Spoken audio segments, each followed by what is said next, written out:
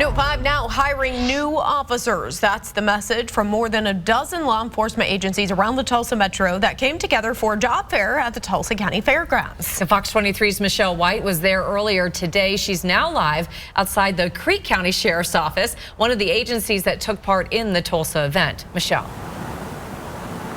Yes, this agency was one of the 14 agencies that participated in the job fair, and they put their best pitch forward to recruit new deputies.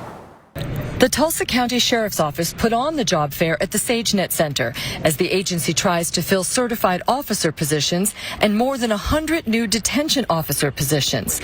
Alicia Diaz is a deputy with TCSO. She says the younger generation has been deterred from working in law enforcement. This generation is very social media oriented, so things they see there have deterred them from being in law enforcement. So kind of the negative climate that's around it, and so I encourage people, get involved with your law enforcement agency, meet the people who work. Most of the time we want to talk to people, we want to get to know people, know the people that's in our community, and be invested in our community too. For job seekers who do not have a college education, the Tulsa County Sheriff's Office has options. If you come work in our jail for 3 years, we'll waive that college that you need.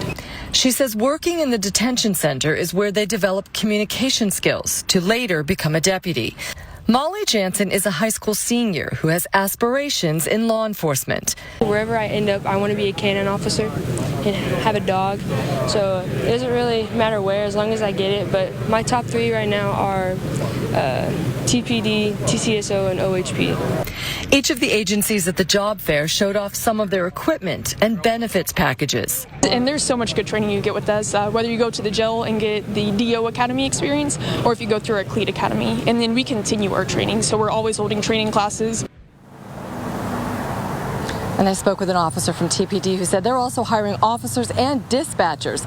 Each agency had its own particular needs, and the reasons for the openings, Diaz says, varied from that negative climate she spoke about to candidates thinking not going to college disqualified them. Live in Creek County, covering news that matters, Michelle White, Fox 23 News.